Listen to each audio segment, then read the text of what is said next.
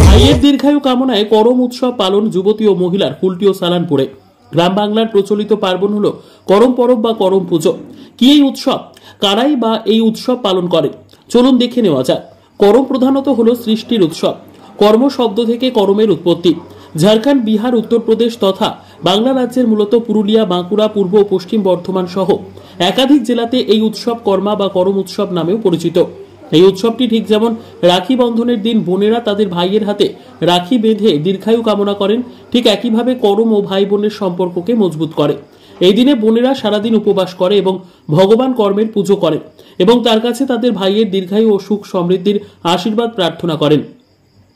প্রতি বছর ভাদ্র মাসের শুক্ল একাদশী তিথিতে করম পুজো উৎসব পালিত হয়ে থাকে। সে মতে আজ 14 সেপ্টেম্বর সকাল থেকে ভাদো একাদশীতে এই উৎসবটি কর্মপর্ব হিসেবে পালিত হয়। পুজোর 9 দিন আগে নদীর বালিজুড়িতে রেখে সাজানো হয় 7 ধরনের শস্য বপন করা হয়, যা পুজোর দিন অঙ্কুরিত হয়, যাকে বলা হয় জাভা ফুল। পাতা ও ফুল দিয়ে সাজানো হয় পুজোর স্থানগুলি এবং সারাদিন ব্যাপী পুজোর স্থানে যুবতী মহিলার করম ডালির চারপাশে ঘুরে ঘুরে নাচতে থাকে। এই দৃশ্যই দেখা মিলল পশ্চিম বর্ধমান জেলার সালানপুর ও কুলটিতে, যেখানে সকাল 10টা থেকে সন্ধে 6টার দৃশ্য।